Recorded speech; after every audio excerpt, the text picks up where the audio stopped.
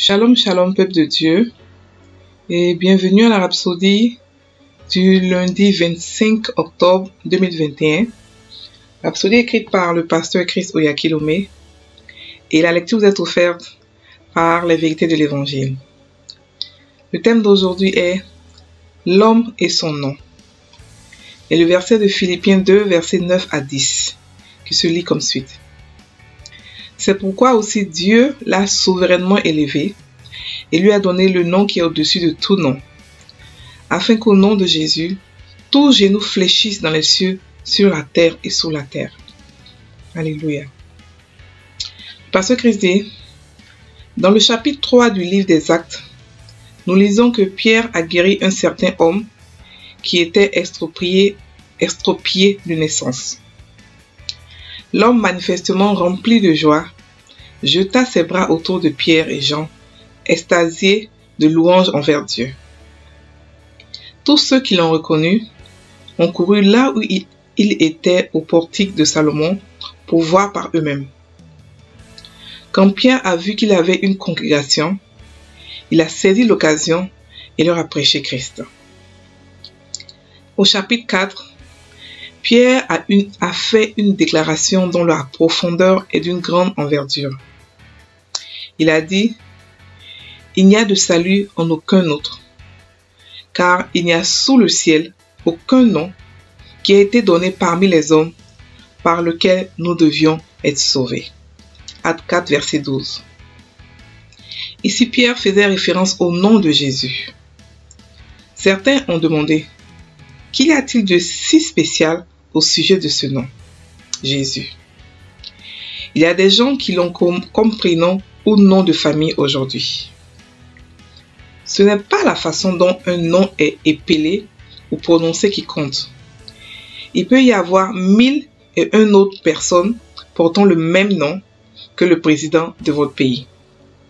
Mais une seule d'entre elles a le pouvoir et l'autorité sur votre pays en ce moment. Dans certaines parties du monde, comme en Amérique du Sud, il y a des gens appelés Jésus. Ainsi, l'essentiel n'est pas comment le nom est épellé ou le son du nom, il s'agit de l'autorité de celui qui porte le nom. Vous ne pouvez pas séparer un homme de son nom. Le nom identifie l'homme et toute autorité qui est donnée à l'homme est investie dans le nom. Dans le cas de Jésus-Christ de Nazareth, toute autorité dans le ciel, sur la terre et sous la terre lui a été conférée. Ainsi, quand vous dites « Je viens au nom de Jésus » ou affirmez quoi que ce soit en son nom, vous invoquez son autorité. C'est le seul nom dans lequel toute la puissance de Dieu est investie. Ce nom a de la puissance et il ouvrira toutes les portes, détruira toutes les maladies et vous fera marcher dans une gloire et des victoires sans fin. Quelqu'un qui est extropié peut ne pas pouvoir marcher en son propre nom ou au nom du président de son pays. Mais au nom de Jésus, même les membres amputés sont restaurés.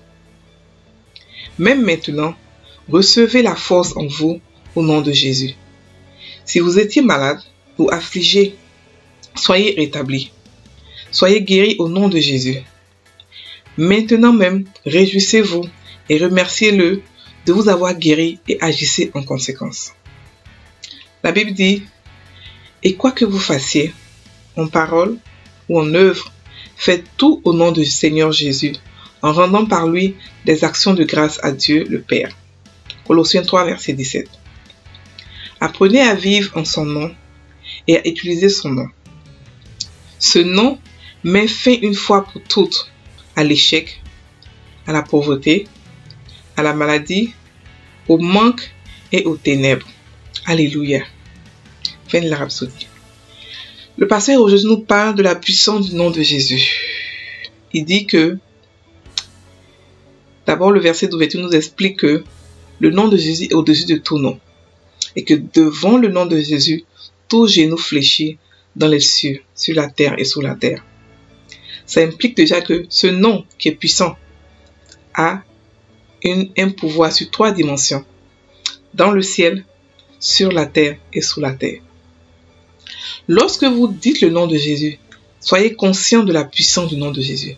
Soyez conscient que lorsque vous invoquez le nom, lorsque vous parlez du nom de Jésus, automatiquement, 3 dimensions sont en train de bouger. Des choses se bougent en 3 dimensions. Dans le ciel, sur la terre et sous la terre. Il explique que ce nom a guéri un homme qui était extropié de naissance. Ça veut dire quoi?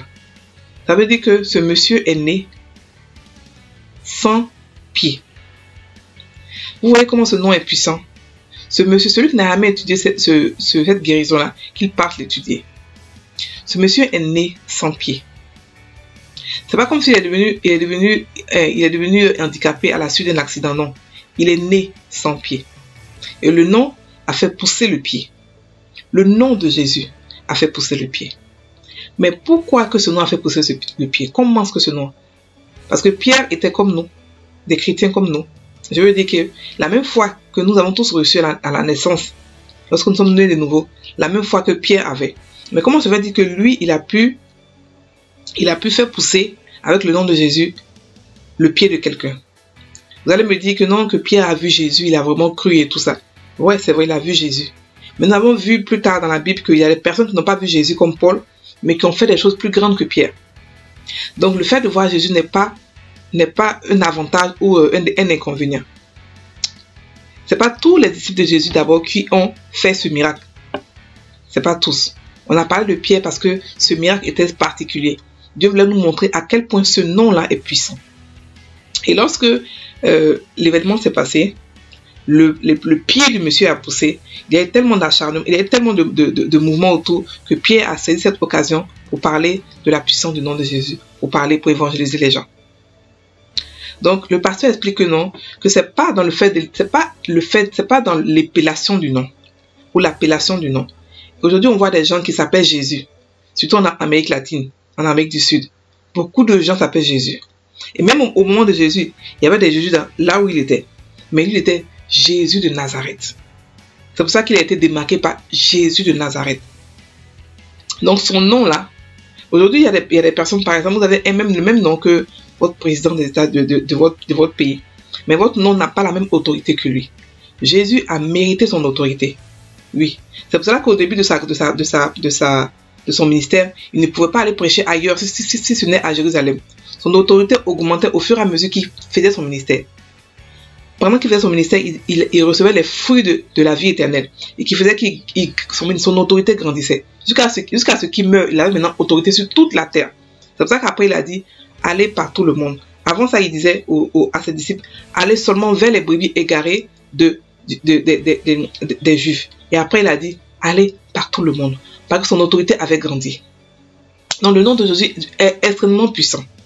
Ça n'a rien à voir avec qui le porte. Je veux dire, ça n'a rien à voir avec qui le dit. Voilà. C'est celui qui le porte. C'est l'autorité ne vient pas de nous, mais de lui.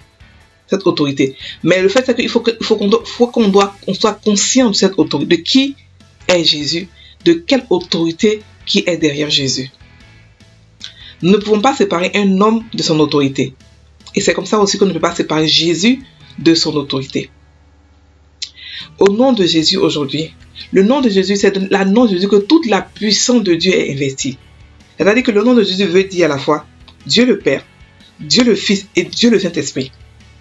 Bon, pour celui qui comprend cela, il comprendra que le nom de Jésus, toute la puissance, il n'y a pas eu de nom comme ça avant lui. Et il n'y aura jamais encore de nom comme ça. Le seul nom qui fait toutes choses. C'est pour ça que Dieu a dit, vivez, faites toutes choses au nom de Jésus. Parce que c'est un nom assez puissant. C'est-à-dire que même si vous n'avez pas la foi, même si vous ne comprenez pas la foi, vous ne comprenez pas les autres prières, tout ce que se passe dans la chrétienté, mais rien qu'avec le nom de Jésus, vous pouvez faire des exploits. Donc frères et sœurs, je vous exhorte à étudier le nom de Jésus. Étudier.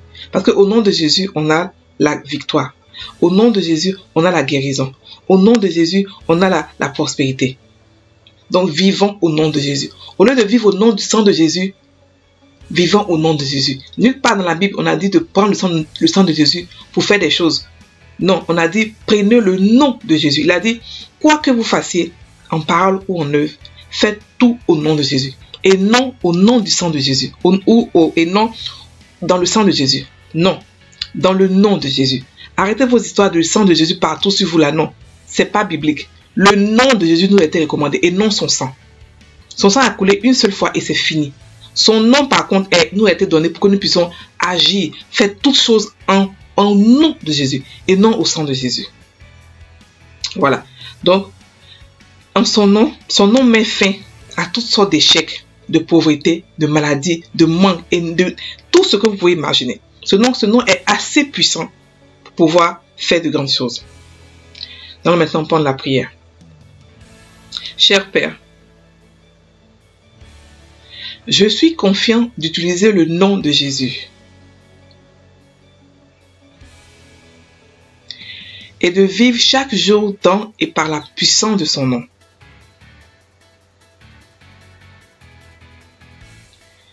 Je parle au nom de Jésus, sachant que mes paroles ont la même puissance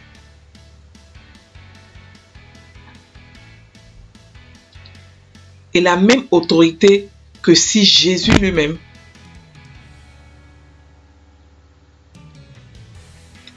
était celui qui parlait. J'exige dès maintenant et je déclare que toutes choses me sont soumises. Je suis victorieux, triomphant et je réussis au nom de Jésus. Amen. Frères et sœurs en Christ, passez une très bonne journée. Soyez bénis.